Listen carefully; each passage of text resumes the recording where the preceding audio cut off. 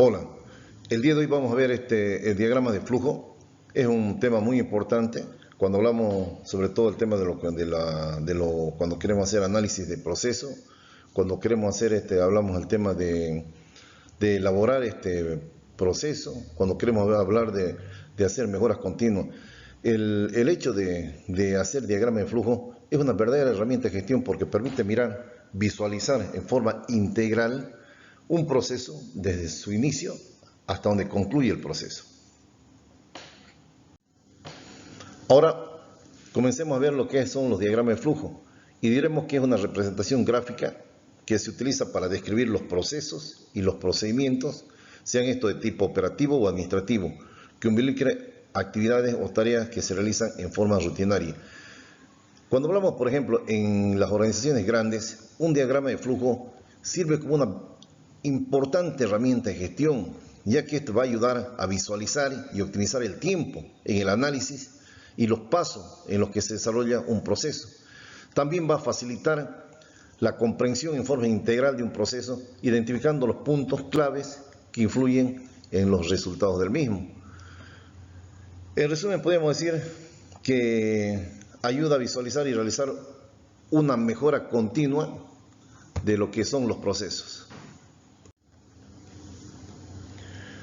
Ahora vemos aquí, por ejemplo, un diagrama de flujo. En el diagrama de flujo, que nos pusimos como ejemplo, aquí hemos presentado todos los símbolos que se deben utilizar o que se pueden utilizar o susceptibles de utilizar en un diagrama de flujo. Primero tenemos lo que es el inicio y el fin. Eso establece dónde se inicia el proceso y el fin dónde concluye el proceso. Después tenemos lo que es el proceso u operación. Cuando hablamos que es el proceso o operación, es aquel que describe las funciones que desempeñan el personal involucrado en el proceso. También representa la ejecución de operaciones o actividades dentro del proceso, método o procedimiento que se esté realizando en ese momento. Después tenemos aquí los documentos, vemos más abajo los documentos. Los documentos son todos aquellos que sustentan el proceso. Puede ser un proceso de compra, por ejemplo, la solicitud de compra. Después tenemos la certificación presupuestaria. Después podemos tener las 3 cotizaciones, podemos tener la certificación presupuestaria, podemos tener los términos, los documentos base de contratación.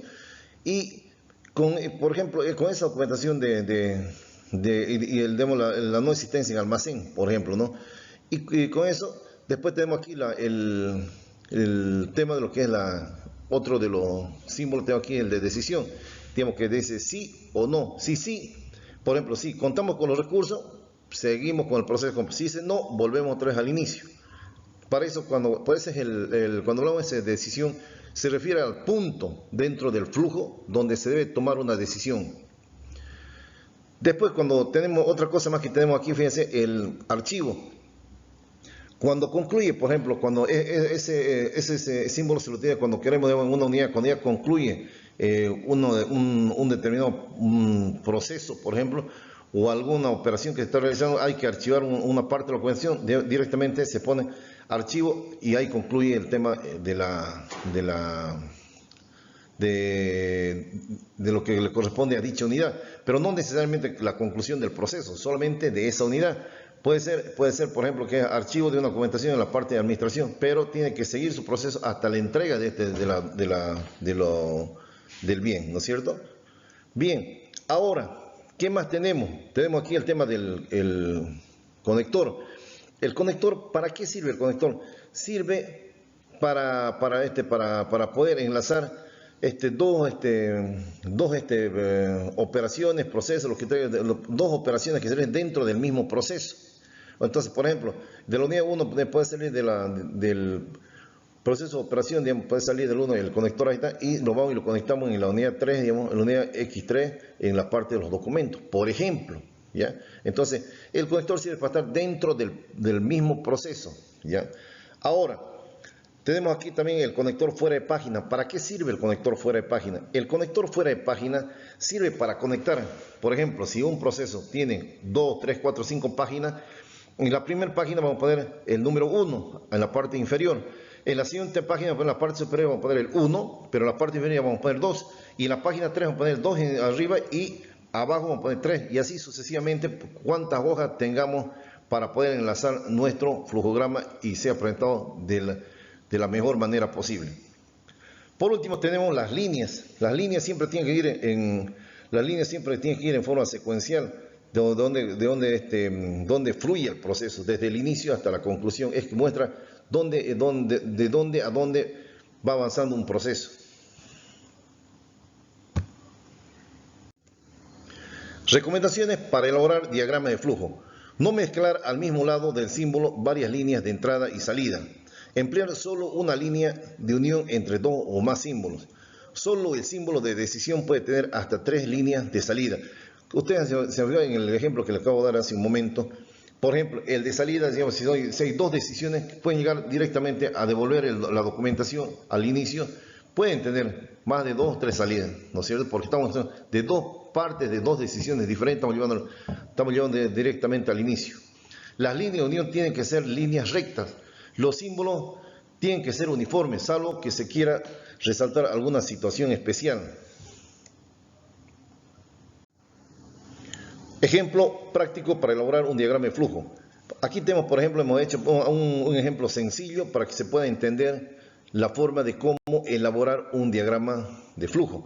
Aquí tenemos el ejemplo de la empresa OIM, realiza la compra de 2 computadoras, del cual debe realizar su recepción, verificando si cumple con las especificaciones técnicas y en caso de estar conforme, emitir el cheque respectivo y proceder al archivo de la documentación de respaldo de dicha compra.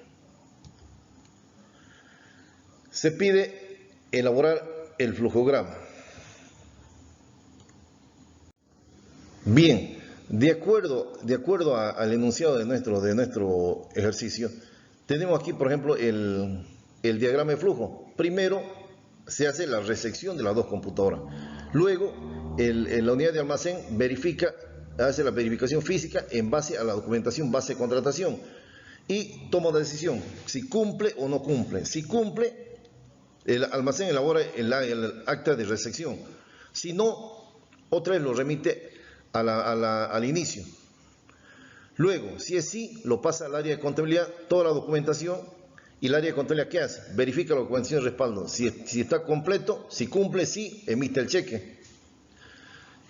Y si no, lo devuelve otra vez al inicio, al almacén, de nuevo al donde recepciona los documentos, el bien. Y si es sí, directamente lo manda, ya emite el cheque y remite la documentación al archivo de toda la documentación de respaldo. Archivo agarra la documentación y procede a su archivo. Y con eso concluimos este proceso. Fíjense, así de sencillo se maneja un proceso. Así de sencillo podemos hacer desde un micro proceso a un macro proceso, de acuerdo a las necesidades que queramos de una micro, pequeña, mediana, gran empresa, industria.